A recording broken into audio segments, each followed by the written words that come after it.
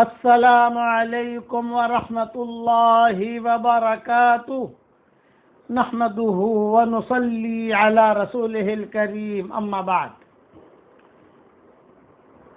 الحمد لله نحمده ونستعينه ونستغفره ونؤمن به ونتوكل عليه ونعوذ بالله من شرور أنفسنا ومن سيئات أعمالنا ونعوذ بالله من شرور أنفسنا ومن سيئات أعمالنا ونعوذ بالله من شرور أنفسنا ومن سيئات أعمالنا من يهده الله فلا مضل له ومن يضلله فلا هادي له ونشهد أن لا إله إلا الله وحده لا شريك له ونشهد أن سيدنا ومولانا محمدا عبده ورسوله صلى الله عليه وعلى آله وأصحابه وبارك وسلم تسليما كثيرا كثيرا أما بعد فأعوذ بالله من الشيطان الرجيم بسم الله الرحمن الرحيم إنا فتحنا لك فتحا مبينا ليغفر لك الله ما تقدم من ذنبك وما تأخر ويتم نعمته عليك ويهديك صراطا مستقيما وينصرك الله نصرا عزيزا صدق اللہ العظیم. قابل احترام مائیں، بہنیں، بیٹیاں، بہوئیں، بچیاں اور ہمارے محترم بھائی، دنیا میں جہاں پر بھی آواز پہنچ رہی ہے، اللہ تعالی ہم سب کو دنیا میں بھی جنت دے، مرنے کے بعد بھی اللہ تعالی جنت دے اور ڈھیروں خوشیاں اللہ ہم سب کو نصیب فرمائے، آمین. سلسلہ وار مضمون چل رہا تھا فتح مکہ کا، اور اسی سلسلے میں قصہ شروع ہوا تھا عمیر ابن وہب کا اور صفوان ابن امیہ کا. یہ قصہ شروع ہوا تھا. عمیر ابن وہب جنہیں شیطان من شیاطین قریش کہا جاتا تھا، صفوان ابن امیہ انہیں بھی شیطان من شیاطین قریش کہا جاتا تھا. یہ بڑے لوگ تھے. صفوان ابن امیہ کے پاس ہتھیار بہت تھے، زرہ بہت تھی اور غلام بھی بہت تھے صفوان ابن امیہ کے پاس. یعنی مکہ مکرمہ میں تقریباً علماء نے لکھا ہے کہ سب سے زیادہ ان کے پاس ہتھیار تھے. بہت بڑی زمین تھی ان کی، صفوان ابن امیہ کی. وہاں الگ الگ قسم کے ہتھیار رکھے رہتے تھے، زرہ ہے، یہ ہے، وہ ہے. ان کا کام ہی لڑنا مارنا تھا. غلام بھی بہت تھے ان کے پاس، اور انہیں کے ساتھ یہ بھی عمیر ابن وہب تھے. اب فتح مکہ کے موقع پر جب عمیر ابن وہب آ گئے وہاں مکہ مکرمہ، تو انہوں نے چپکے سے حضور صلی اللہ علیہ وسلم سے درخواست کی. پہلے تو آ کر بیٹھے عمیر ابن وہب، وہ تو مسلمان ہو گئے تھے مدینہ میں، تو عمیر ابن وہب تو پہلے تو آ کر بیٹھے حضور صلی اللہ علیہ وسلم کے پاس، اور حضور صلی اللہ علیہ وسلم کے پاس آ کر بیٹھ کر بہت ادب سے کہا، حضرت ایک بہت اہم درخواست لے کر آیا ہوں. آپ نے فرمایا کہو کیا کہنا چاہتے ہو. یوں فرمایا کہ حضرت وہ میرا سیٹھیا ہے نا، وہ صفوان ابن امیہ. آپ نے کہا ہاں، وہ جس نے تجھے پیسہ دے کر بھیجا تھا مجھے قتل کرنے کے لیے. پورا قصہ یاد آ گیا حضور صلی اللہ علیہ وسلم کو. کہا بتاؤ کیا کہنا چاہتے ہو. یہ کہا میں کہنا چاہتا ہوں حضرت کہ اگر آپ اسے امن دے دیں تو میں اسے کہیں سے ڈھونڈ کر لے آؤں. یہ کہا تو حضور صلی اللہ علیہ وسلم نے فرمایا ہاں میں نے امن دے دیا، اس کو ڈھونڈ کر لاؤ اس کو. اب صفوان ابن امیہ کو ڈھونڈنا، اکرمہ ابن ابی جہل کو تو بیوی نے ڈھونڈ لیا، اور ان کو ڈھونڈنے کے لیے کون جائے؟ تو ظاہر بات ہے کہ گھر پہ جانا پڑے گا. اور بھابھی جو ہے پہچانتی تھی، لیکن وہیں کھایا ہے، وہیں بڑے ہوئے ہیں، وہیں سارے مشورے ہوتے تھے، وہی ہتھیاروں کے لین دین ہوتی تھی، بڑے لوگ تھے سب. چنانچہ یہ عمیر ابن وہب سیدھے صفوان ابن امیہ کے گھر پر گئے، اور صفوان ابن امیہ جو ہے 2-4 دن پہلے مکہ چھوڑ کر چلے گئے تھے، اور اپنی بیوی سے کہہ گئے تھے کہ بیگم اب میں جا رہا ہوں، اب میں گھر میں نہیں آؤں گا. یا تو میرے مرنے کی خبر آئے گی یا ڈوبنے کی خبر آئے گی. بعض کتابوں میں لکھا ہے کہ میں اپنے آپ کو پہاڑوں پر سے گرا کر خودکشی کر لوں گا، مسلمان نہیں بنوں گا. یہ صفوان ابن امیہ نے کہا تھا. اسی لیے ان کا نام شیطان من شیاطین مکہ، شیطان من شیاطین قریش، مکہ کے شیطانوں میں کے بڑے شیطان، قریش کے شیطانوں کے بڑے شیطان. کہ بیگم یہ مکان تیرا، جتنے ہتھیار ہیں وہ تیرے، جتنے غلام ہیں وہ تیرے، سب کچھ تیرا، تجھے دے کے جا رہا ہوں. محمد کے ہاتھ میں یہ لوگ مکہ مکرمہ میں آ گئے اور جب اکرمہ میں بھاگ گیا، حالانکہ اکرمہ تو مسلمان ہو گئے تھے، انہیں پتہ نہیں چلا تھا صفوان کو کہ وہ تو مسلمان ہو گیا ہے. لیکن یہ کہ دیکھو اکرمہ جو وہ بھی بھاگ گیا، وہ بھی بھاگ گیا، میں بھی بھاگ جا رہا ہوں. لیکن چونکہ تو میری بیوی ہے اس لیے میں تجھے بتا رہا ہوں کہ میں کہاں چھپا ہوں تاکہ بکری کا دودھ روز مجھے ملے. یہ بکری کا دودھ کے عرب لوگ جو ہیں شوقین ہوتے ہیں، بکری کے دودھ کے اور اونٹنی کے دودھ کے. ہمارے یہاں ان دونوں چیزوں کا رواج زیادہ نہیں ہے.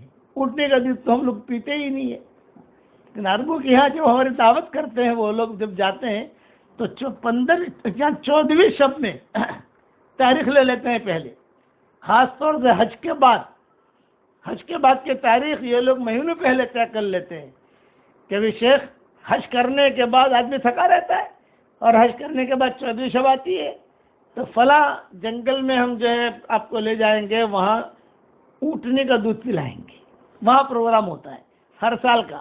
ابھی تو کورونا کی وجہ سے حج ہی نہیں ہو رہا ہے، لیکن یہ کہ ہر سال کا ان کا معمول تھا کہ ہمیں حج کروا کے جدہ لے آئے، جدہ آ کر جو ہے 1-2 دن آرام کروا لیا، بھی تھکن اتر جائے، اور پھر سارا قافلہ جو ہمارے ساتھ حج میں ہوتا تھا وہ سارا کے سارا کسی جگہ جنگل میں اونٹنیوں کا دودھ پینے کے لیے 14ویں شب میں جمع ہوتا تھا. پھر وہاں بیان ہوتا تھا، مرد عورتوں سے جمع ہوتی تھی، حاجی لوگ، حجانے سب عربانے جو ہے وہ عرب جو ہے وہ، اور وہاں بیان ہوتا تھا. تو ان کے یہاں یہ اونٹنی کے دودھ شیخ سعود شریم جو ہے فجر کی نماز پڑھا کر ایک مرتبہ جا رہے تھے ایک دم تیزی سے. میں نے کہا شیخ کہاں جا رہے ہیں؟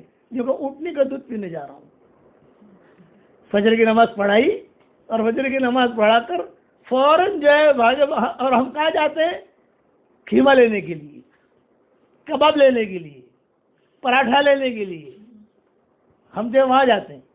تو شوستر سے مجھے بھی فجر کی نماز پڑھائی ماشاء اللہ حرم شریف میں، اور وہ تیزی سے جا رہے تھے. میں نے کہا بھی تیزی سے جا رہے، خیریت کہاں جا رہے؟ بولے ناکا اٹھنے کا دودھ پینے جا رہا ہوں، جاؤں گا خود اٹھنے کا دودھ نکالوں گا، خود پیوں گا. یہ عربوں کی عادت ہے. بکری کا دودھ بھی اسی قسم کا ہے. تو کہا صفوان ابن امیہ نے کہ بکری کا دودھ لے کر غلام کو بھیجنا، کھانا وانا لے کر بھیجنا، لیکن میں یہاں ٹھہرا ہوں کسی کو پتہ نہ چلے. تو بیوی کو پتا تھا کہاں ٹھہرے ہوئے صفوان ابن امیہ. اتنے میں یہ عمیر ابن وہب آئے، بھابھی. تو بھابھی جو ہے تو غصے میں جو ہے تپی ہوئی تھی. میرا نام مطلب تو نے بہت دھوکہ دیا ہے میرے شوہر کو بھی اور ہم کو بھی، یہ ہے وہ ہے. بھابھی دیکھو میری ایک بات مان لو، تم صفوان ابن امیہ کا پتہ بتا دو، میں اسے جنت میں لے جانا چاہتا ہوں. یہ میرے والد صاحب رحمۃ اللہ علیہ کے جملے ہیں. میں نہیں چاہتا کہ میرا سیٹ جہنم میں جلے، میں نہیں چاہتا، میں چاہتا ہوں میرا سیٹ جنت میں جائے. آپ مجھے پتہ بتاؤ کہ تیرا کوئی بھروسہ نہیں؟ تو نے یہاں مکہ میں ہتھی میں بیٹھ کر سے مشورہ کیا، پیسے بھی لے لیے، ہتھیار بھی لے لیا، اور وہاں جا کر محمد کو قتل تو نہیں کیا تو نے. اور اب جو ہے میں تجھے پتہ بتاؤں تو میرے شوہر کو مروائے گا. یہ کہا بھابھی اب وہ دن نہیں ہے، یہ بہت اچھے آدمی ہے. تو کتابوں میں لکھا ہے یہ اخلاق دیکھ کر وہ بیوی تو ہو گئی مسلمان، لیکن ابھی صفوان ابن امیہ مسلمان نہیں ہوئے. ہندا ہو گئی مسلمان، سارا ہو گئی مسلمان، ام ہانی تو پہلے سے تھی، خولا تو پہلے سے مسلمان تھی، ام ایمن تو پہلے سے مسلمان تھی. یہ سارے کے سارے ٹاپ 1 عورتیں ہیں مکہ مکرمہ کی. فاطمہ اسدیہ ہو گئی مسلمان، جو حضور صلی اللہ علیہ وسلم کی خدمت کرتی تھی، مدینہ میں انتقال ہو گیا. یہ سارے اب یہ بھی مسلمان. اور ام حکیم ہو گئی مسلمان، اکرمہ کی بیوی یہ رہ گئی تھی صفوان ابن امیہ کی بیوی. عمر ابن وہب نے سمجھایا جئتک من عند اوصل الناس وابر الناس وعرف الناس مجدہ مجدک، یہ جملہ بھی کہا، مجدہ مجدک، عزہ عزک، ملکہ ملکک، ابن عمک. یہ تو ہو گئی تشکیل پر. لیکن اب شوہر کا پتہ بتاؤ بتاؤ نہ بتاؤ بتاؤ نہ بتاؤ بتاؤ تو کب دل میں آ گئی بتا دو. چنانچہ عمر ابن وہب کو کہا دیکھو کسی کو تم بتانا مت، وہ جو پہاڑی ہے اس پہاڑی کے اندر 2 غار ہیں، ایک بڑا غار ہے ایک چھوٹا غار ہے. چھوٹے غار میں صفوان ابن امیہ چھپے ہوئے ہیں، تم وہاں چلے جاؤ. چنانچہ عمر ابن وہب وہاں چلے گئے. وہاں جب گئے تو صفوان ابن امیہ کی ہوشیاری یہ تھی، وہ خود غار میں رہتے تھے اور اپنے 1-2 غلاموں کو باہر گھومنے کے لیے بھیجتے تھے. کوئی آ تو نہیں رہا ہے، پتہ چلے کوئی آ تو نہیں رہا ہے، یہ تو اندر چھپے ہوئے ہیں، لیکن 1-2 غلام باہر گھومتے رہتے تھے. غلاموں نے دیکھا، غلام پہچانتے تھے کہ یہ وہی چھوکرا ہے جس کو بھیجا تھا مدینہ. تو ایک نے آ کر کہا چچا وہ عمر ابن وہب آ رہا ہے. صفوان ابن امیہ نے سن لیا. صفوان ابن امیہ نے سنا کہ واللہ خدا کی قسم کھا کے کہتا ہوں وہ آئے گا میں اس سے بات نہیں کروں گا، میں زندگی بھر کے لیے اس سے ناراض ہوں، میں بات نہیں کروں گا، میں اس کا چہرہ بھی نہیں دیکھوں گا.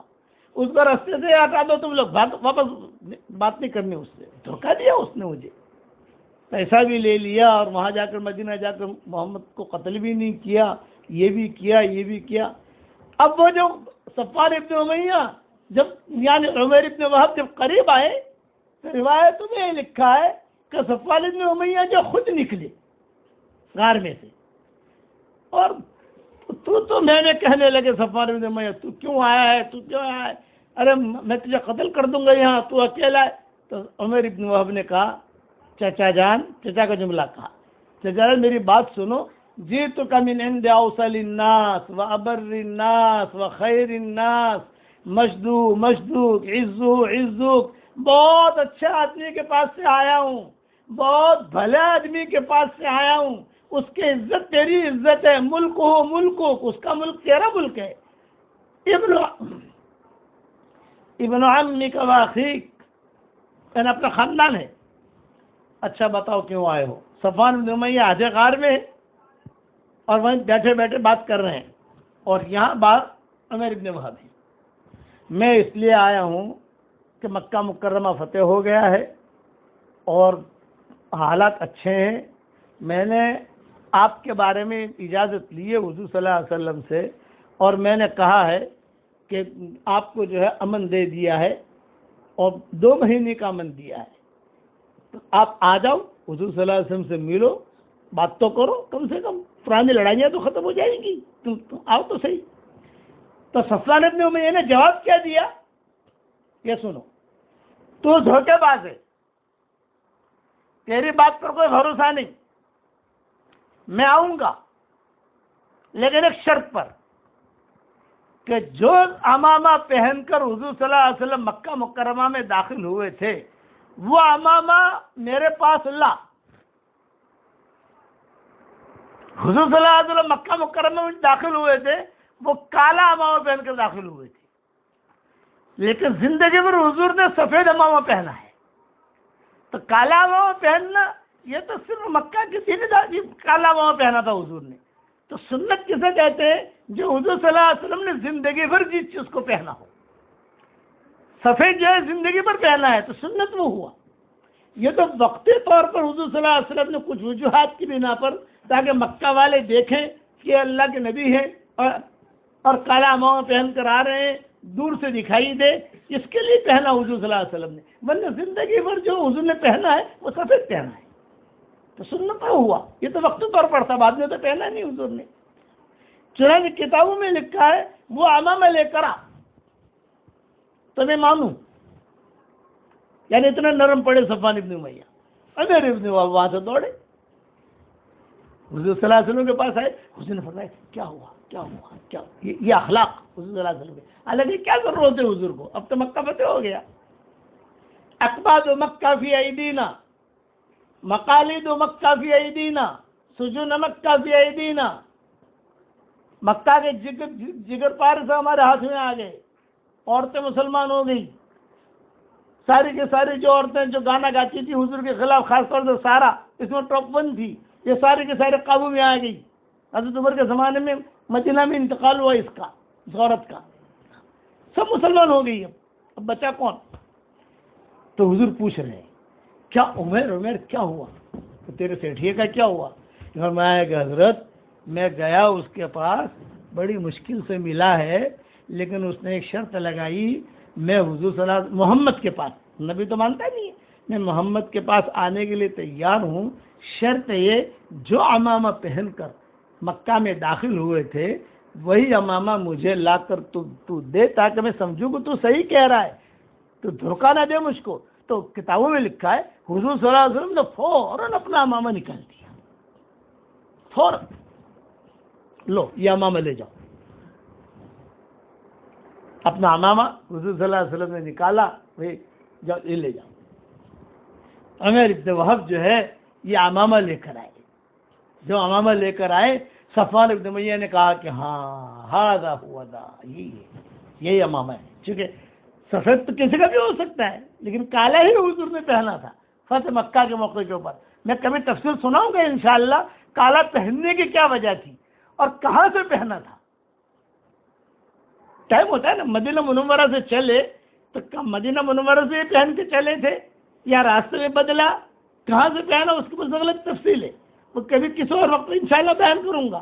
تو چنانچہ میں نے مدینہ منورہ سے مکہ مکرمہ تک کے جو سفر ہوا ہے فتح مکہ کا، کئی قصے میں نے چھوڑ دیے، سانپوں کے قصے چھوڑ دیے، جناتوں کے قصے چھوڑ دیے، شیروں کے قصے چھوڑ دیے، سارے قصے چھوڑ دیے، تفصیل زیادہ نہ ہو۔ وہ عمامہ جب لے کر آئے عمر ابن وہب اور یوں دیا صفوان ابن امیہ کو، تو صفوان ابن امیہ نے اسے پکڑا اور پکڑ کر کہا ھذا ھو ذا، ھذا ھو ذا، ھذا ھو ذا، ہاں یہی خوشبو آ رہی تھی، خوشبو بہت اچھی آ رہی ہے۔ صفوان ابن امیہ کہتے ہیں وہ غلام سے چھوکر نے کہا بہت اچھی خوشبو آ رہی ہے۔ تو عمر ابن وہب نے کہا یہ نبوت کی خوشبو ہے، یہ بادشاہت نہیں ہے، یہ نبوت ہے، یہ آسمانوں کی خوشبو ہے، یہ کوئی چالو خوشبو نہیں ہے۔ اچھا چلو تیار ہو گئے، 2 اونٹنی لی، ایک اونٹنے پر عمر ابن وہب بیٹھے، ایک اونٹنے پر صفوان ابن امیہ بیٹھے، مکہ مکرمہ جا رہے ہیں۔ مکہ مکرمہ دور تھا، پہاڑیاں وہاں بہت ہے نا، تو دور پہاڑی میں ٹھہرے ہوئے تھے، قریب کے پہاڑی میں نہیں ٹھہرے تھے، دور پہاڑی میں ٹھہرے ہوئے تھے۔ اور جو ہے کہا چلو، اب دو اونٹنیوں پر جب بیٹھے تو صفوان ابن امیہ نے کہا بھائی عمر ٹھہر جا بھائی، مجھے ڈر لگ رہا ہے یار، ہم 2 اونٹنیوں پر ہے، تو تیری اونٹنی پر ہے، میں میری اونٹنی پر ہوں، اور ہم مکہ میں داخل ہوں گے اور کوئی آدمی دیکھے گا، میں تو ویسے بھی وانٹیڈ ہوں، حضور صلی اللہ علیہ وسلم نے مجھے امن دیا، پورے مکہ کو تو معلوم نہیں ہے، اس لیے ایسا کر اپن دونوں ایک ہی اونٹنے پر بیٹھتے ہیں۔ لیکن اگر تو نے پہلے دھوکہ دیا تھا اب بھی دھوکہ دے سکتا ہے، اونٹنی پر مجھے بٹھایا، مکہ میں داخل ہونے کے بعد تو بھاگ گیا تیری اونٹنی کے ساتھ، اب میں پھنسا، اس لیے اپن دونوں ایک ہی اونٹنے پر بیٹھتے ہیں۔ یہ صفوان ابن امیہ نے کہا ٹھیک ہے انکل، ٹھیک ہے، وہ بڑا آدمی تھا صفوان ابن امیہ، ٹھیک ہے انکل، آپ کے باس، یہ باس تھے۔ اب ایک اونٹنی پر بیٹھے، جب ایک اونٹنی پر بیٹھے تو آگے صفوان ابن امیہ، پیچھے عمر ابن وہب، لیکن باس آگے بیٹھتا ہے اور یہ تو ان کا خادم سمجھو، جب وہ پیچھے آگے چل کر جب مکہ کی بستی نظر آئی تو صفوان ابن امیہ نے کہا کہ یار مجھے یہاں پر بھی ڈر لگ رہا ہے، میں آگے نہیں بیٹھوں گا، آگے تو بیٹھ، تاکہ تلوار اگر کسی کا تیر ویر لگے تو تجھے لگے، میں بچ جاؤں۔ یہ کس نے کہا؟ صفوان ابن امیہ نے عمر ابن وہب سے، یعنی اپنی سیفٹی کر رہے ہیں عمر ابن وہب، یعنی ہم جائیں گے لوگ دیکھیں گے آگے مجھے بیٹھا ہوا دیکھیں گے تو کوئی بھی تیر مار سکتا ہے، تو مرے میں بچوں۔ چنانچہ عمر ابن وہب نے کہا کہ اوکے باس، تو عمر ابن وہب آگے اور جو ہے یہاں پیچھے صفوان ابن امیہ بیٹھ گئے۔ حدیث شریف میں آتا ہے جب یہ حرم میں داخل ہوئے تو حضور صلی اللہ علیہ وسلم عصر کی نماز پڑھا رہے تھے، عصر کی جو نماز پڑھا رہے تھے تو عمر ابن وہب نے کہا اچھا عصر کی نماز ہو رہی ہے، میں ذرا نماز پڑھ لوں۔ تو صفوان بن امیہ نے کہا بھائی کہ نماز پڑھنی نہیں ہے، تو نماز میں لگے گا، پبلک دیکھے کہ مجھے قتل کریں گے، نماز کرنے تو یہیں بیٹھا رہے، یہیں بیٹھا رہے، یہ کہا تو یہیں بیٹھا رہے، نماز نہیں پڑھنی، نماز بعد میں پڑھنا تو۔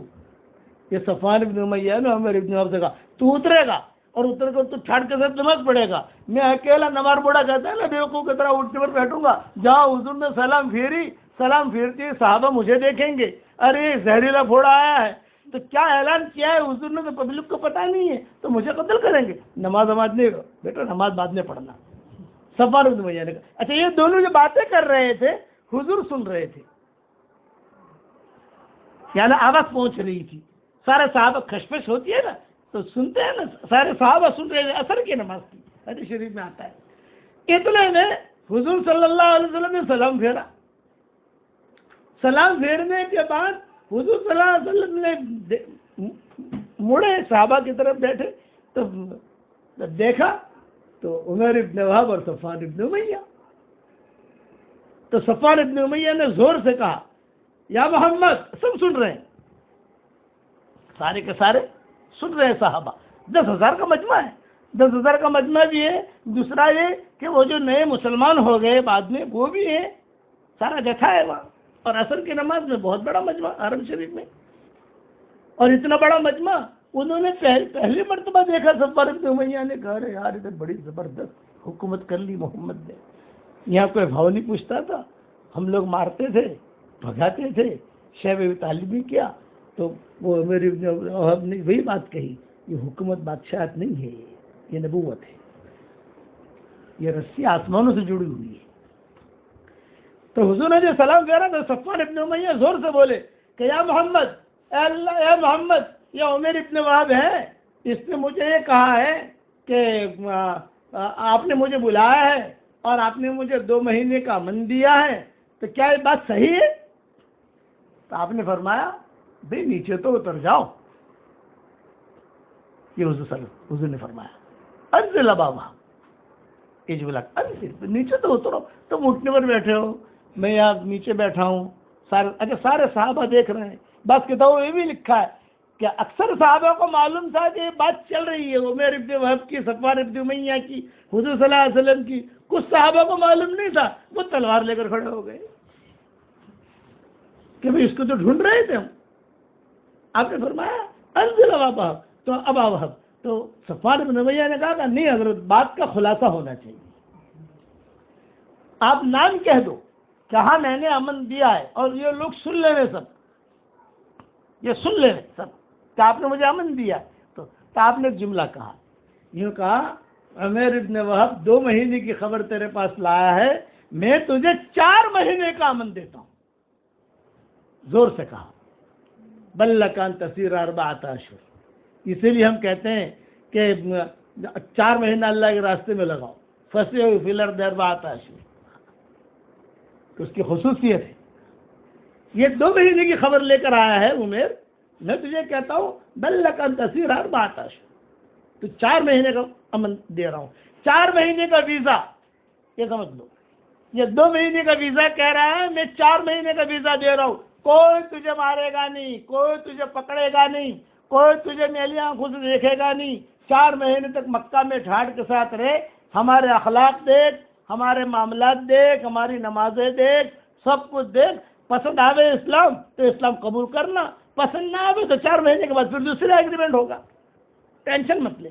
بعض کتابوں میں یہ لکھا ہے وہ ان کی بیوی بھی کھڑے کھڑے دیکھ رہی تھی، ارے قبول کر لے، بات اشارہ کر رہی تھی صفوان ابن امیہ کو، ارے بات مان لے، بات مان لے۔ اتنے میں صفوان ابن امیہ اتر گئے، حضور صلی اللہ علیہ وسلم کے سامنے جا کر بیٹھے۔ جب حضور صلی اللہ علیہ وسلم کے سامنے جا کر بیٹھے تو حضور صلی اللہ علیہ وسلم نے سب کے سامنے ان کو دعوت دی اسلام کی، تو صفوان ابن امیہ نے کیا جواب دیا؟ میں صفوان ہوں، یعنی چٹان جیسا، میں آپ کی بات نہیں مانتا، جیسے دوسروں نے مان لی، انہوں نے اسی وقت انکار کیا، میں نہیں مانتا، میں دیکھوں گا آپ کو، آپ کیسے ہیں، آپ کے اخلاق کیسے ہیں، یعنی آپ بات کرو میں مان جاؤں وہ نہیں ہوں۔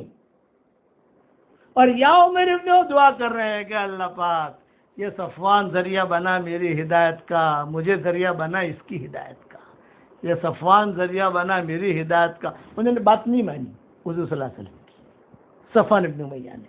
آپ نے فرمایا کوئی بات نہیں، زبردستی نہیں، لا اکراہ فی الدین، زبردستی نہیں کرتے آپ کو، لیکن آپ صحابہ سے کہہ دیا بھئی دیکھو یہ صفوان ابن امیہ ہے، سب جانتے ہیں کہ یہ زہریلا پھوڑا ہے اور خطرناک آدمی ہے، لیکن میں نے امن دے دیا ہے 4 مہینے کا. پہلے 2 مہینے کا ویزا دیا تھا، اب 4 مہینے کا میں نے ویزا دے دیا. جاؤ کوئی بات نہیں، جاؤ چلے جاؤ. چلے گئے صفوان ابن امیہ. اب گھر جا کر بیوی تو مسلمان ہو گئی ہے، کئی دنوں سے باہر تھے یہ. تو بیوی نے کہا کہ نہیں بھائی دیکھ، تو ابھی مسلمان نہیں ہوا، جب مسلمان ہوگا تب بات کریں گے، ابھی تو گھر میں رہو، لیکن ابھی تم اپنے کمرے میں، میں اپنے کمرے میں. یہ سمجھانے کے لیے کہہ رہا ہوں. اتنے میں حضور صلی اللہ علیہ وسلم کا سفر کا ارادہ ہوا حنین کا. یہ مشورہ ہوا کہ وہ حنین جانا ہے. تو حضور صلی اللہ علیہ وسلم سے صحابہ نے کہا کہ حنین جائیں گے حضرت، وہاں طائف والوں کا مقابلہ ہے. فتح مکہ کے بعد حضور کا سفر ہوا، حضور فوراً مدینہ واپس نہیں گئے. حضور صلی اللہ علیہ وسلم حنین گئے، یعنی وہاں غزوہ طائف وغیرہ جہاں شیما کا قصہ ہوا. صحابہ نے کہا کہ حضرت حنین تو ہم جائیں گے، لیکن مسئلہ یہ اپنے پاس ہتھیار نہیں ہے. ان کے پاس ہتھیار ہے، طائف والے پہاڑی لوگ ہیں اور بڑے ہتھیار لے کر وہ لوگ آئیں گے، وہ اپنے پاس نہیں ہے. آپ نے فرمایا بھئی ہتھیار ہم یہاں کس کے پاس زیادہ ہتھیار ہے؟ یہ کہ وہی جو کل مسلمان ہوا تھا صفوان، بھرا ہوا ہے مال اس کے پاس، سارے ایٹم بم رائفلیں اور سب پستول ہیں، اس دور کے اعتبار سے بھرا ہوا ہے. اس زمانے کا رشیا تھا وہ اکیلا، اتنا ہتھیار ہوتا تھا اس کے پاس. تو حضور صلی اللہ علیہ وسلم نے بلایا اس کو، صفوان ابن امیہ، جو صفوان ابن امیہ اور عمر ابن وہب کے ذریعے بلایا. کیونکہ عمر ابن وہب کو معلوم تھا میں صفوان ابن امیہ کو بلاؤں. صفوان ابن امیہ آئے. حضرت جی کیا کہتے ہیں آپ؟ فرمایا بھئی ہمارا سفر کا ارادہ ہے حنین کا، اور ہمیں ہتھیار کی ضرورت ہے، اور خاص طور سے زرہوں کی ضرورت ہے. اس لیے کہ حضور صلی اللہ علیہ وسلم فتح مکہ کے لیے جب آئے تو زرے لے کر نہیں آئے تھے. پھر تلواریں تھی، دوسری چھوٹی موٹی چیزیں تھی، لیکن زرہ جو ہوتی ہے نا، وہ مد مقابل سے لڑنے کے لیے جب ہوتی ہے تو اس میں زرہ پہنی جاتی ہے. وہ زرہ کم تھی یا کچھ زرہ ضائع ہو گئی تھی، کچھ معاملے ہوئے تھے، تو انہوں نے کہا مجھے زروں کی ضرورت ہے. تو صفوان ابن امیہ نے کہا کتنے چاہیے آپ کو، کتنے چاہیے؟ تو آپ نے فرمایا 100. تو صفوان ابن امیہ کہہ رہے ہیں کہ یہ آپ جو ہے چونکہ اب مکہ آپ کا ہے، یعنی مطلب میں جملہ کہہ رہا ہوں کہ یعنی یہ زرے کیا میں دوں گا تو واپس مجھے ملے گی کہ نہیں ملے گی، یا آپ نے لے لی تو لے لی. آپ نے جملہ کہا کہ صفوان عاریتاً رادتاً، میں عاریت سے لے رہا ہوں اور واپس لوٹاؤں گا، اور اگر کوئی زرہ کم ہو گئی یا کوئی زرہ ٹوٹ گئی، گم گئی، تو میں جو ہے اس کا ہرجانہ دوں گا، یعنی اس کی رقم دوں گا. یہ جملہ کہا عاریتاً رادتاً. تو کتابوں میں منظر لکھا ہے کہ صفوان بن امیہ چونکہ سیٹھ آدمی تھے، غلام سارے سامنے کھڑے رہتے تھے، صرف اشارہ کیا فلاں جنگل سے 100 زرے جو ہے ان کو دے دو، صاف باپ کر لینا، برابر دھو دینا. یہ صفوان بن امیہ کہہ رہے. تو غلام دوڑے، اور غلام دوڑ کر جو ہے انہوں نے صفائی کی ان زروں کی، 100 زروں کی. اور یہاں حضور صلی اللہ علیہ وسلم نے کچھ صحابہ طے کیے بھائی تم جا کر وہ زروں پر قبضہ کرو. 100 زریں حضور صلی اللہ علیہ وسلم نے ان سے بطور عاریت کی لی. ابھی مسلمان نہیں ہوئے، آتے ہیں جاتے ہیں، حضور صلی اللہ علیہ وسلم کے مجلس میں آتے تھے، بیٹھتے تھے، سنتے تھے باتیں. یاد دیکھو حنین کا سفر ہوا. اب جب حنین کا سفر ہوا تو یہی صفوان ابن امیہ نے کہا کہ حضرت میں بھی ساتھ چلنا چاہتا ہوں. آپ نے فرمایا ویلکم. یہ پہلا سفر ہے مسلمانوں کا جس میں مشرکین ساتھ تھے. ویسے تو بے ایمانوں کا الگ قافلہ، مسلمانوں کا الگ قافلہ، مقابلہ ہی ان سے ہے. تو چنانچہ صفوان ابن امیہ نے حضور سے درخواست کی کہ حضرت یہ حنین کا جو سفر ہو رہا ہے تو اس میں ساتھ چلنا چاہتا ہوں. آپ نے فرمایا اہلاً و سہلاً، مرحبا. تو بعد وہ چھوکرا بھی آنا چاہتا ہے، ان کے خاص لوگ تھے. ہاں مرحبا بھی وہ بھی آنا چاہتا ہے, مرحبا. حضور نے کسی کو منع نہیں کیا, چلو ہمارے ساتھ حنین چلو. حنین کے لیے یہ لوگ روا. اب یہ بے ایمان ہیں, چودھری حضرات ہیں, اور حضور صلی اللہ علیہ وسلم کا ہمارا قافلہ ہے مسلمانوں کا. وَيَوْمَ حُنَيْنٍ إِذْ أَعْجَبَتْكُمْ كَثْرَتُكُمْ فَلَمْ تُغْنِ عَنْكُمْ شَيْئًا وَضَاقَتْ عَلَيْكُمُ الْأَرْضُ بِمَا رَحُبَتْ. یہ آیت نازل ہوئی. وَيَوْمَ حُنَيْن, حنین کے دن کو یاد کرو. مکہ فتح ہو گیا, مکہ مکرمہ فتح ہونے کے بعد حنین کا سفر ہوا, تو حنین کے سفر میں ماشاءاللہ مسلمانوں کا جتھا تھا. 100 زیریں تو یہاں سے ملی, خود قافلہ, اور خود اپنے وہاں سے بھی ہتھیار لائے تھے مدینہ منورہ سے, سارا کا سارا. تو مسلمانوں کے دل میں یہ بات آئی کہ ہم تو بالکل جیت جائیں گے, اس لیے کہ ابھی تو ہم بہت زیادہ, بدر میں تو بہت تھوڑے تھے, پھر بھی جیت گئے. حنین میں تو ہم بہت ہیں, مکہ میں تو ہو گیا ہے. یہ تھوڑے سے بات دل میں آئی, اللہ کی آئی ہوائی مدد ختم ہو گئی, اڑ گئی.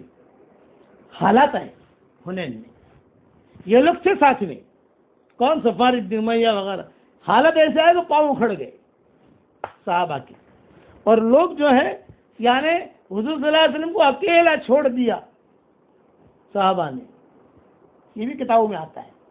حضرت عباس حضور نے دیکھا کہ سارا مجمع جو ہے بکھر رہا ہے, منتشر ہو رہا ہے, تو حضور صلی اللہ علیہ وسلم نے زور سے آواز لگائی, یا للانصار یا للانصار یا للانصار یومن کا یوم بدرین, بدر کے دن کی طرح.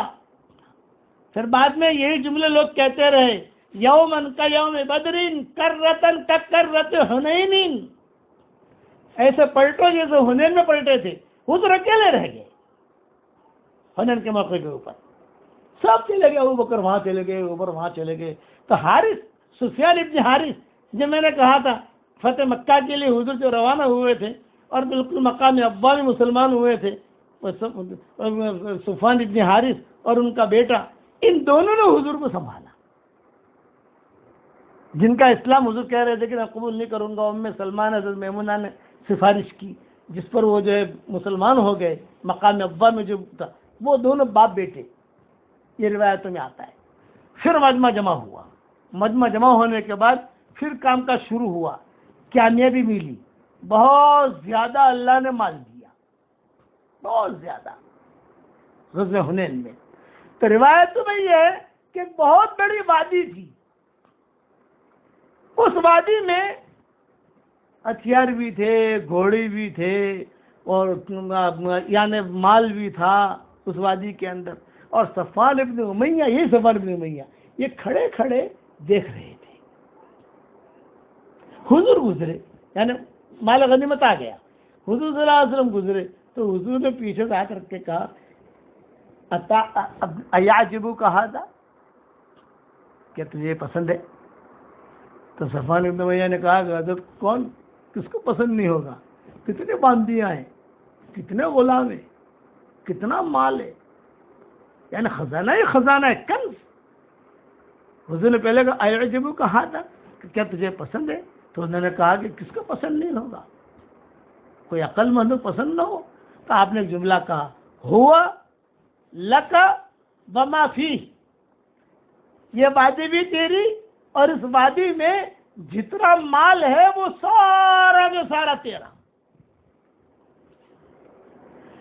جب یہ جملہ کہا حضور صلی اللہ علیہ وسلم نے, تو صفوان بن امیہ نے چہرہ دیکھا حضور صلی اللہ علیہ وسلم, کہیں حضرت کیا کہہ رہے ہیں؟ تو ہم نے کہا ہوا لکا وما فیہ, ہوا لکا وما فیہ, یہ وادی بھی تیری یعنی زمین بھی تیری, اور زمین کے اندر جتنا ہے سب تیرا. تو صفوان بن امیہ نے کہا کہ ما تعبد نفس نبی, کہ کسی کا نبی کے علاوہ کسی کا دل اتنا بڑا نہیں ہو سکتا. اب اللہ کے سچے نبی ہیں. صفوان بن امیہ نے کہا اشہد ان لا الہ الا اللہ و اشہد انک رسول اللہ. اب اللہ کے سچے رسول. علماء نے لکھا ہے کہ بڑے لوگوں میں سب سے آخر میں مسلمان ہونے والے ہی ہیں. پہلے دن منع کر دیا, ہاں آپ کی نماز دیکھ لی, آپ کے یہ دیکھ لیا, سب کچھ زیریں بھی حضور نے ان سے لے لی, میں مسلمان نہیں بنوں گا. یہ کہا کہ جو بڑے لوگ تھے چھوٹے چھوٹے تو سب آتے رہے جاتے رہے مسلمان ہوتے رہے، لیکن بڑوں میں جو مسلمان ہونے والے فتح مکہ کے موقع پر یہ صفوان ابن امیہ۔ تو صفوان ابن امیہ نے کہا اشہد ان لا الہ الا اللہ و اشہد انک رسول اللہ، تو فوراً عمر ابن وہب کو پتہ چلا کہ مسلمان ہو گیا ہے، تو بہت روئے عمر ابن وہب۔ آج مجنون کا خواب پورا ہوا، کہ آج مجنون کا خواب پورا ہوا، آج مجنون کا خواب پورا ہوا۔ امید برسوں سے تمنا تھی میری، میں دعا کرتا رہتا تھا کہ اللہ میرے باس کو محروم نہ کرے۔ اب حضور نے جو یہ جملہ کہا تو وہ جملہ حدیث میں آیا، ہوا لک وما فی، ہوا لک وما فی، ہوا لک وما فی۔ جب اتنا سارا مال حضور نے دے دیا، اس پر انصار جو ہے ان کے زبان سے جملے نکلے، ارے قربانیاں تو ہم نے دی، اور جب مال ملنے کا وقت آ گیا تو حضور نے یہاں مکہ والوں کو دے دیا۔ یہ عورتیں ہماری بیوائیں ہوئیں، بچے ہمارے یتیم ہوئے، اور سارے کا سارے مدینہ منورہ میں ان کو پناہ ہم نے دی۔ یہاں مکہ میں تو کوئی بھاؤ پوچھتا نہیں تھا، مدینہ منورہ میں سارے مکانات ہم نے دیے، سب کچھ ہم نے دیا، مواخات ہم نے کروائی، عبد الرحمن ابن عوف کی بھی کروائی، فلاح کی بھی کروائی، فلاح بھائی چارے کی، کہ چلو بھی ایک مہاجری ایک انصار، ایک مہاجری ایک انصار، ایک مہاجری ایک انصار، سارا ہم نے کیا۔ اب ترقی ہوئی تو مال اتنا زیادہ مال دے دیا، اس میں سے شیما بھی آ گئی، یہ حضور صلی اللہ علیہ وسلم کے رضائی بہن تھی، حضرت حلیمہ بھی تھی، یہ سارے کے سارے طائف والے تھے نا۔ یہ مزید قصہ جو ہے انشاءاللہ کل پورا کر لوں گا انشاءاللہ۔ آج صفوان ابن امیہ مسلمان ہو گئے ہیں، اب ان کی بیوی اور صفوان ابن امیہ یہ میٹر چلے گی انشاءاللہ۔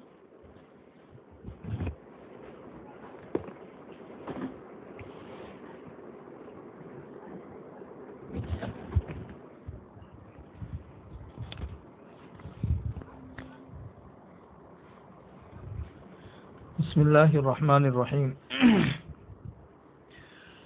گزشتہ کل اعتکاف سے متعلق مسائل میں نے آپ لوگوں کو بتا دیے تھے، 2-3 مسائل رہ گئے تھے، وہ میں آپ لوگوں کو بتا دوں، پھر اگلے جو مسائل بتانے ہیں دوسرے وہ بتا دیتا ہوں۔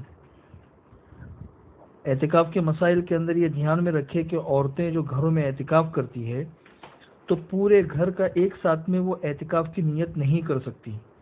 پورے گھر میں جیسے ہال ہوتا ہے یا بیڈ روم ہوتا ہے، تو کسی بھی ایک کمرے میں بیٹھ کر وہ اس کمرے کا اعتکاف کرے، اس کمرے میں یا ہال میں جہاں پہ اعتکاف کی نیت کی ہے اس پورے کمرے میں گھوم پھر سکتی ہے، لیکن پورے سارے فلیٹ کی نیت کرے اس طریقے سے نہیں ہو سکتا۔ اس لیے پورے فلیٹ میں یا تو ہال کی نیت کرے، ہال میں بیٹھے، یا تو پھر بیڈ روم کے اندر بیٹھے۔ اچھا، جس جگہ اعتکاف کی نیت سے بیٹھے ہیں اس جگہ بیٹھے بیٹھے کھانا پکانے کی جتنے بھی کام ہیں وہ کر سکتے ہیں، جائز باتیں کرنی ہو وہ کر سکتے ہیں، یا اسی طریقے سے سر میں تیل ڈالنا ہو، کنگھی کرنی ہو، اس کے علاوہ جو انسان کی ضرورتوں کے کام ہوتے ہیں وہ سارے کے سارے اپنے معتکف میں بیٹھ کے کر سکتے ہیں۔ اس اعتکاف کی جگہ سے باہر انسانی ضرورتوں کے بغیر نہیں نکل سکتے۔ اگر انسانی ضرورتوں کے بغیر اگر نکلیں گے تو اعتکاف ٹوٹ جائے گا۔ استنجا ہے، وضو وغیرہ ہے، ان سب چیزوں کے لیے نکل سکتے ہیں۔ جہاں تک نہانے کا تعلق ہے تو جس کمرے میں یا ہال میں بیٹھے ہیں اگر اسی کمرے میں باتھ روم ہے تو پھر غسل بھی کر سکتے ہیں، غسل کرنے سے اعتکاف نہیں ٹوٹتا۔ لیکن اگر باتھ روم وغیرہ غسل کی جو جگہ ہے وہ اس کمرے سے باہر ہے تو غسل کی نیت سے نہیں جا سکتے۔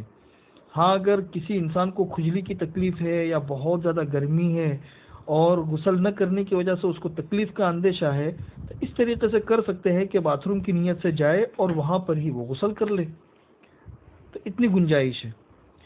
دوسرا مسئلہ یہ دھیان میں رکھیے، جیسے کل میں نے آپ لوگوں کو بتایا تھا، آخر میں آواز کٹ گئی تھی کہ اگر رمضان میں کوئی عورت یا کوئی مرد اعتکاف میں بیٹھے اور کسی وجہ سے ان کا اعتکاف ٹوٹ گیا تو رمضان کے بعد جو قضا کرنی ہے تو بہتر تو یہ ہے کہ 10 دنوں کی قضا کرے، لیکن ضروری صرف ایک ہی دن کی قضا ہے۔ وہ ایک ہی دن کی قضا اس طریقے سے کریں گے کہ اگر دن میں اعتکاف ٹوٹا ہے تو رمضان کے بعد اس کی قضا اس طریقے سے کریں گے کہ صبح صادق سے پہلے اپنے معتکف کے اندر آ جائے اور غروب کے بعد اس معتکف سے نکل سکتے ہیں، اور اس بیچ میں روزہ بھی رکھنا ہے۔ اور اگر رات میں اعتکاف ٹوٹا ہے تو پھر رمضان کے بعد جو ایک دن کی قضا کریں گے وہ اس طریقے سے کہ غروب کے بعد اپنے معتکف میں آ جائے اور اگلے دن کا روزہ رکھے اور اگلے دن کے غروب کے بعد پھر اپنے معتکف سے نکل جائے۔ یہ 2-3 مسائل رہ گئے تھے جو آئے تھے، اس کو بتانا تھا۔ اب آگے جو مجھے مضمون شروع کرنا ہے وہ آج کل ہمارے سامنے بہت سے حالات ہیں، اسلام اور مسلمانوں کے خلاف کافی لوگ گرما گرم باتیں کرتے رہتے ہیں کہ بھئی اسلام جو ہے نا وہ شدت پسند مذہب ہے، مسلمان جو ہے ان لوگوں کے مزاج میں کافی شدت ہوتی ہے، تشدد ہے، اور اس کے علاوہ اور بھی بہت سی ایسی باتیں کہی جاتی ہے۔ تو سوچا کہ مسلمان اور غیر مسلمانوں کے درمیان جو تعلقات ہوتے ہیں، ان تعلقات کی اسلام کی نگاہوں میں کیا اہمیت ہے۔ جیسے سماجی تعلقات ہوتے ہیں، سیاسی تعلقات ہوتے ہیں، معاشی اور تجارتی تعلقات ہوتے ہیں، اسی طریقے سے مسلمان اور غیر مسلم کے درمیان نکاح کے سلسلے میں اسلام کیا کہتا ہے۔ تو مسلمان اور غیر مسلمان کے درمیان تعلقات کے سلسلے میں کچھ اہم بنیادی مسائل ہیں، وہ آج سے آپ لوگوں کے سامنے انشاءاللہ بتاؤں گا، جتنے بھی ہمارے سامنے آ جائے 3-4 دن 5 دن کے اندر۔ تو یہ سب سے پہلے تو یہ بات دھیان میں رکھیے کہ مسلمان اور غیر مسلمان کے درمیان جو ربط اور تعلق ہوتا ہے، اس سلسلے میں اسلام نے بنیادی 2 تصورات دیے ہیں۔ 2 تصور، ان 2 تصورات کو اگر ہم سمجھیں گے تو آگے کے سارے مسائل سمجھنا ہمارے لیے آسان ہو جائے گا۔ ایک تصور تو اسلام نے یہ دیا ہے کہ سارے انسان آپس میں ایک ہی ماں باپ کی اولاد ہیں۔ یہ اسلام نے تصور دیا ہے، سارے انسان آپس میں ایک ہی ماں باپ کی اولاد ہے، چاہے کسی بھی ملک سے تعلق رکھتے ہو، چاہے کسی بھی مذہب سے تعلق رکھتے ہو۔ چنانچہ خود قرآن کریم کیا کہتا ہے، یا ایھا الناس انا خلقناکم من ذکر و انثی، اے سارے کے سارے لوگوں، ہم نے ایک مرد اور ایک عورت سے تم کو پیدا کیا ہے، وجعلناکم شعوبا وقبائل لتعارفوا، اور ہم نے جو مختلف خاندان اور قومیں دی ہے وہ تفاخر کے لیے نہیں دی ہے بلکہ وہ تعارف کے لیے دی ہے، تاکہ تعارف ہو کہ اس کا تعلق فلاں خاندان سے ہے، اس کا تعلق فلاں قبیلے سے ہے۔ تو قبیلے سے تعارف انسان کا ہوتا ہے، یہ خاندان قبائل یہ کوئی تفاخر کے لیے نہیں دیے۔ حضور اکرم صلی اللہ علیہ وسلم نے بھی ارشاد فرمایا، کلکم من آدم و آدم من تراب، تم سارے کے سارے آدم سے ہو اور آدم مٹی سے ہے۔ یہ حضور اکرم صلی اللہ علیہ وسلم کی حدیث ہے۔ چنانچہ حجۃ الوداع میں حضور اکرم صلی اللہ علیہ وسلم نے جو مختلف خطبات دیے، تو ان خطبات میں سے ایک خطبے میں اپنی ساری تعلیمات کا خلاصہ 2 جملوں میں حضور اکرم صلی اللہ علیہ وسلم نے پیش کیا۔ 2 جملوں میں، وہ 2 جملے یہ تھے کہ ان الہکم واحد و ان اباکم واحد، کہ تمہارا معبود بھی ایک ہے اور تمہارے والد بھی ایک ہے۔ تو ان باتوں پر آپ غور کریں، قرآن کریم کی آیت ہے، حضور اکرم صلی اللہ علیہ وسلم کی احادیث ہے، ان باتوں پہ غور کرنے سے یہ پتہ چلتا ہے کہ اسلام نے ہمیں یہ تصور دیا ہے کہ تم سارے کے سارے ایک ہی ماں باپ کی اولاد ہو۔ اچھا، اب ظاہر سی بات ہے کہ یہ تصور جب دل کے اندر آئے گا کہ تم سارے کے سارے ایک ہی ماں باپ کی اولاد ہو، تو اسی سے یہ تصور بھی نکلتا ہے کہ ہم سارے کے سارے آپس میں بھائی بہن ہیں، سارے انسان جو ہے وہ آپس میں بھائی بہن ہیں۔ چنانچہ ابو داؤد کی ایک روایت ہے، اس میں حضور اکرم صلی اللہ علیہ وسلم نے یہ بھی ارشاد فرمایا کہ سارے بنی آدم آپس میں بھائی بھائی ہے۔ اس لیے یہ پہلا تصور ہے، اس کو اپنے ذہن میں رکھیے۔ مسلمان اور غیر مسلم کے درمیان تعلقات کے سلسلے میں دوسرا تصور اسلام نے یہ دیا ہے کہ سارے انسان ہونے کی حیثیت سے قابل احترام ہے۔ انسان ہونے کی حیثیت سے کسی بھی انسان کی بے عزتی کرنا یہ جائز نہیں ہے۔ ایک انسان ہونے کی حیثیت سے سارے کے سارے انسان، چاہے کسی مذہب سے تعلق رکھتے ہو، چاہے کسی قبیلے ملک سے تعلق رکھتے ہو، یہ سارے کے سارے محترم ہیں، مکرم ہیں۔ اور اللہ تبارک و تعالیٰ نے دنیا کے اندر جتنی نعمتیں پیدا کی ہے، اس میں صرف مسلمانوں کا حق نہیں ہے بلکہ مسلمانوں کے ساتھ غیر مسلموں کا بھی حق ہے۔ قرآن کریم کی آیت میں غور کرو، وَلَقَدْ كَرَّمْنَا بَنِي آدم، ہم نے بنو آدم کو عزت بخشی ہے، اس سے مسلمان نہیں، بنو آدم کے اندر سب آتے ہیں۔ وحملناہم فی البر والبحر ورزقناہم من الطیبات، ہم نے خشکی میں بھی ان کو سوار کیا، تری میں بھی، سمندر کے اندر بھی ان کو سوار کیا، اور ہم نے ان کے لیے روزی کا انتظام فرمایا۔ چنانچہ اس سے پتہ چلتا ہے کہ دنیا کے اندر اللہ تبارک و تعالیٰ نے جتنی نعمتیں رکھی ہے، ان نعمتوں کے اندر سارے انسانوں کا حق ہے، صرف مسلمانوں کا حق نہیں ہے۔ بس یہ دو تصور ذہن میں رکھیے، تو ان دونوں تصورات سے آپ کو یہ بات سمجھ میں آ جائے گی کہ اسلام کی نگاہوں میں مسلمان اور غیر مسلمان کے درمیان کس قسم کے تعلقات ہونے چاہیے۔ ان دو تصورات کو سامنے رکھ کر پھر آگے کی بات میں آپ لوگوں کو بتاؤں کہ مسلمان اور غیر مسلمان کے درمیان، یعنی ایک مسلمان کے لیے غیر مسلم کے کیا کیا حقوق ہیں، غیر مسلم سے تعلقات رکھنے میں کن کن باتوں کا خیال رکھنا چاہیے۔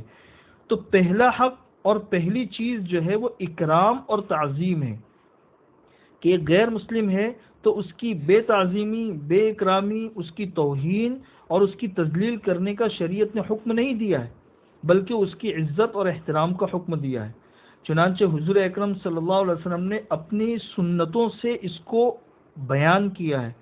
حضور اکرم صلی اللہ علیہ وسلم جب غیر مسلم بادشاہوں کے نام خطوط لکھتے تھے تو ان غیر مسلموں کی عوام ان کو جن القاب سے یاد کرتی تھی، حضور اکرم صلی اللہ علیہ وسلم انہی القاب سے خط لکھتے تھے۔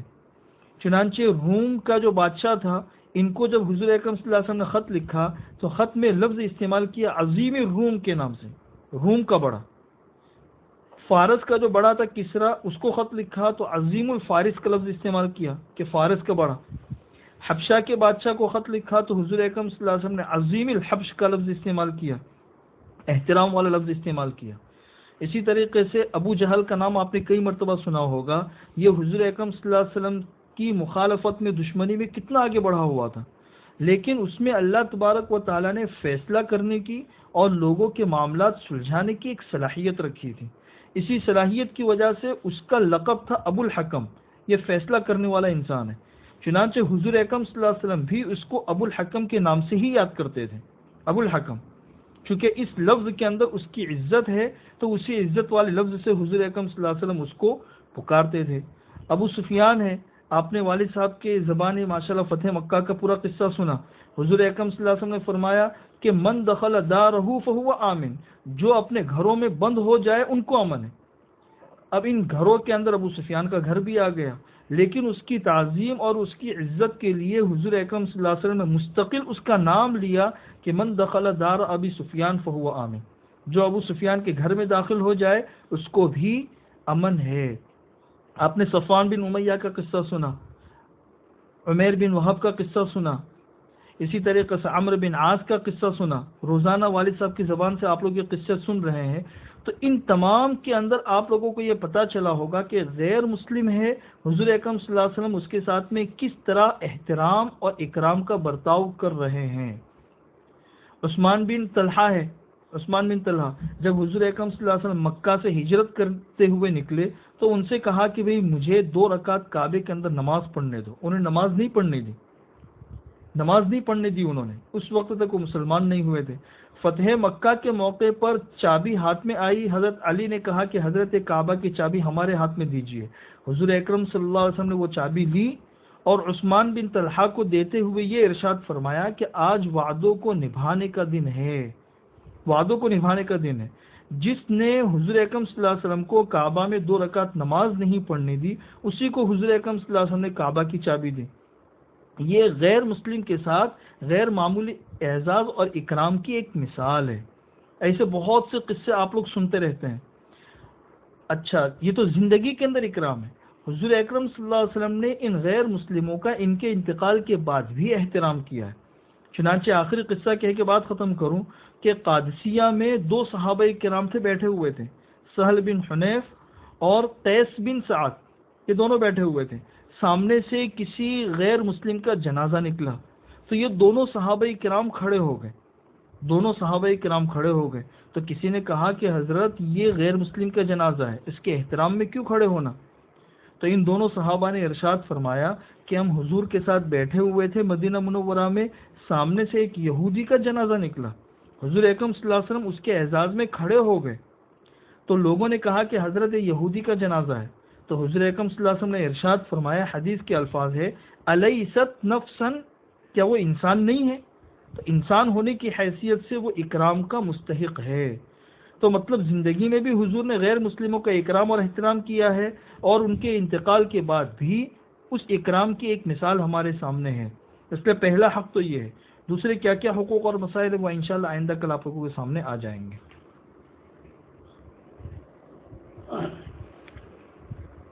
ایک بہت اچھا ہدیہ دے رہا ہوں آپ لوگوں کو،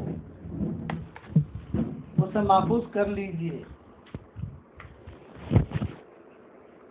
یہ ہدیہ کل دے دیں گے انشاءاللہ، کل کی رات میں دے دیں گے یہ ہدیہ ہم لوگوں کو۔ دعا کر لو۔ اللہم صلی علی محمد وعلی آل محمد کما صلیت علی ابراہیم وعلی آل ابراہیم انک حمید مجید۔ اللہم لک الحمد حمدا حمدا، اللہم لک الحمد حمدا حمدا، اللہم یا اللہ یا اللہ یا اللہ یا رب یا نافع یا رحمان یا رحیم، بسم اللہ الرحمن الرحیم۔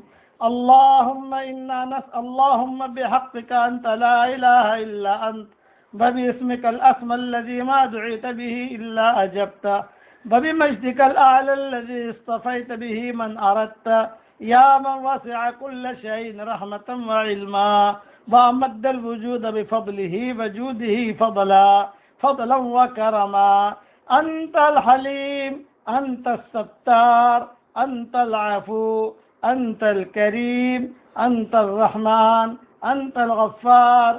اللهم أجرنا من خزي الدنيا وعذاب الآخرة، لا إله إلا الله العظيم الحليم۔ اللهم إنك عفو تحب العفو فاعف عنا، اللهم إنك عفو كريم تحب العفو فاعف عنا، اللهم لا تجعل للكافرين على المؤمنين سبيلا، ربنا عليك توكلنا وإليك أنبنا وإليك المصير۔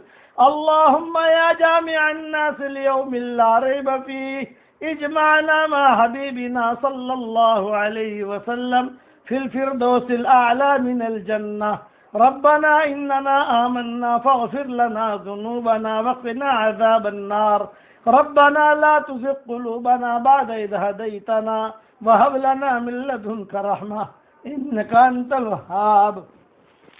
اللهم صل على سيدنا محمد بن عبد الله القائم بحق الله، ما ضاق امر الا فرجه اللہ۔ اے اللہ ہمارے گناہوں کو معاف فرما، اے اللہ ہمارے خطاؤں سے درگزر فرما، اے اللہ ہم تو تیرے فضل کے عادی ہو چکے ہیں، اے اللہ ہمیں عادت پڑ گئی ہے تیرے فضل کی، ہمیں عادت پڑ گئی ہے تیرے کرم کی، اب ہم کسی امتحان کے لائق نہیں ہیں، بغیر امتحان کے ہمارے بیڑوں کو پار فرما، اے اللہ بڑھاپے کے وقت میں ہمارے روزی کو وسیع فرما، اے اللہ ہمارے دلوں کو اپنی اطاعت کی طرف متوجہ کر دے، اے اللہ جن کے لڑکے لڑکیاں غیر شادی شدہ ہوں ان کے رشتوں کا بہترین انتظام فرما، اے اللہ قرآن کا نور ہمیں عطا فرما، اپنے نیک اور بھلے بندوں میں تو ہمیں داخل فرما، اے اللہ حق کو سننے کی اور حق کو کہنے کی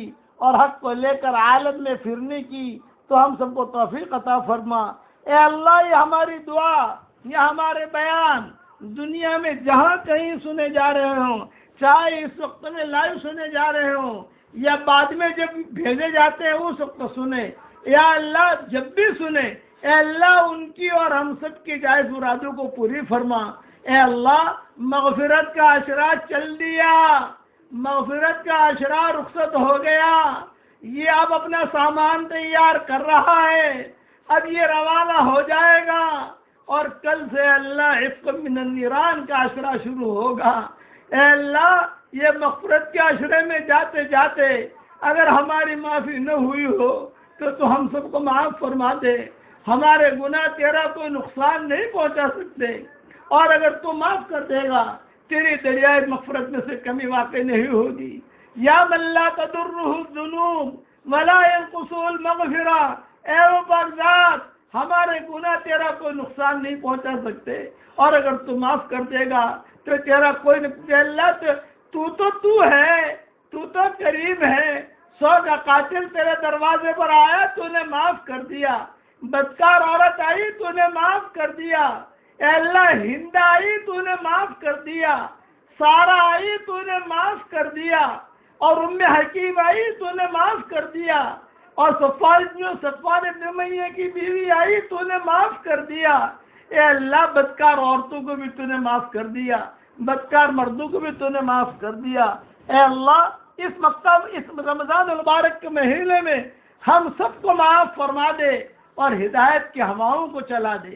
جہاں جہاں تیرے سورج کی روشنی پہنچتی ہو، اور جہاں جہاں تیرے رات کا اندھیرا پہنچتا ہو، اور جہاں جہاں تیری ہوائیں پہنچتی ہو، اور جہاں جہاں تیرا پانی پہنچتا ہو، اور جہاں جہاں تیری زمین پہنچتی ہو، اور جہاں جہاں تیرے فرشتے پہنچتے ہوں، اور جہاں جہاں پر بھی لوگ موجود ہوں یا جانور موجود ہوں، جہاں جہاں بھی یہ ہوائیں پہنچتی ہو اور پانی پہنچتا ہو، اے اللہ وہاں تو ہدایت کو پھیلا دے.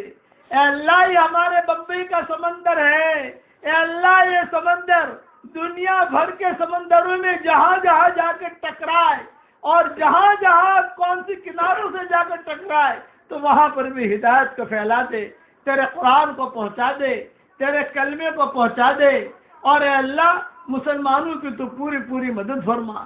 اے اللہ جن بیماریوں میں یہ امت گھری ہوئی ہے، اے اللہ آج ہمارے ملک میں موت رقص کر رہی ہے. اے اللہ اپنے بھی مر رہے ہیں، غیر بھی مر رہے ہیں. ہمارے برادران وطن کی تو ہدایت کے فیصلے فرما. اے اللہ جو بیمار ہو، ہسپتالوں میں کئی بیمار ہیں، کوئی آئی سی یو میں ہے، کوئی گھروں میں بیمار ہیں، کچھ ہمارے علماء بیمار ہیں، دیوبند میں ہمارے علماء بیمار ہیں، کوئی حفاظ بیمار ہیں. اے اللہ چھوٹا بیمار ہو، بڑا بیمار ہو، کسی کا باپ بیمار ہے، کسی کی ماں بیمار ہے، کسی کا بیٹا بیمار ہے، کسی کی بیٹی بیمار ہے، کسی کی بہو بیمار ہے، کسی کا بچہ بیمار ہے، کسی کا شوہر بیمار ہے، کسی کی بیوی بیمار ہے. جو بھی بیمار ہو عافیت کے ساتھ انہیں صحت کا لباس پہنا دے، انہیں صحت کا لباس پہنا دے. ایسی شفا دے دے جیسے تو نے حضرت ایوب علیہ السلام کو دی تھی.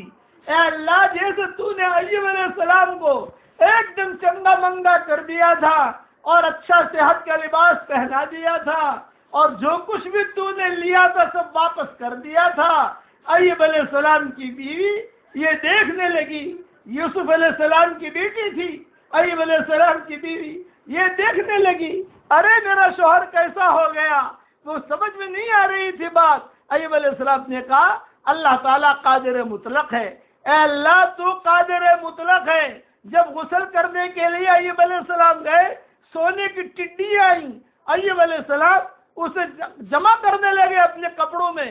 کہا گیا کیا میں نے تیرا مال واپس نہیں کیا؟ کیا میں نے تجھ کو صحت نہیں دی؟ پھر بھی تو کیوں جمع کر رہا ہے؟ اے اللہ تیرا فضل ہے، تیرا فضل ہے، تیرا فضل جمع کر رہا ہوں. اللہم انا نسألک من فضلک ورحمتک فإنہ لا یملکها الا انت. تو نے قرآن میں کہا ہے بسأل اللہ من فضلک، اللہ سے اس کا فضل مانگو. اے اللہ اس مبارک رات میں آج سے ہم آپ کا فضل مانگتے ہیں اور آپ کی مہربانی مانگتے ہیں، اس لیے کہ ان دونوں کے مالک صرف آپ اکیلے ہیں، آپ کے علاوہ کوئی بھی نہیں دے سکتا. حضرت محمد صلی اللہ علیہ وسلم یہ دعا بہت پڑھا کرتے تھے. طبرانی کی حدیث ہے اللہم انا نسألک من فضلک ورحمتک فإنہ لا یملکها الا انت. اللہم انا نسألک من فضلک ورحمتک فإنہ لا یملکها الا انت. اے اللہ اس مبارک رات میں یہ دعا تو ہم سب کے لیے قبول فرما، اور فضل کی چادر میں تو ہم سب کو داخل فرما دے، مغفرت کی چادر میں ہم سب کو داخل فرما دے، شفا کی چادر میں ہم سب کو داخل فرما دے، محبتوں کی چادر میں تو ہم سب کو داخل فرما دے. اے اللہ جتنے مسلمان اسلام کی حالت میں دنیا سے رخصت ہو گئے ہوں ان کے قبروں کو تو نور سے منور فرما، ان کے درجات کو بلند فرما، کروٹوں میں آرام نصیب فرما، ان کی ہڈی ہڈی کو جنت نصیب فرما. اے اللہ ان کی ہڈی ہڈی کو جنت نصیب فرما. اور اے اللہ جو بیمار ہیں ان کو شفا کاملہ عاجلہ آجلہ دائمہ مستمر عطا فرما۔ اے اللہ جو مانگا وہ عطا فرما، مانگنے سے رہ گیا وہ عطا فرما، اور اپنے فضل و کرم سے ہماری ساری دعاؤں کو قبول فرما۔ سبحان ربک رب العزت عما یصفون وسلام علی المرسلین والحمد للہ رب العالمین۔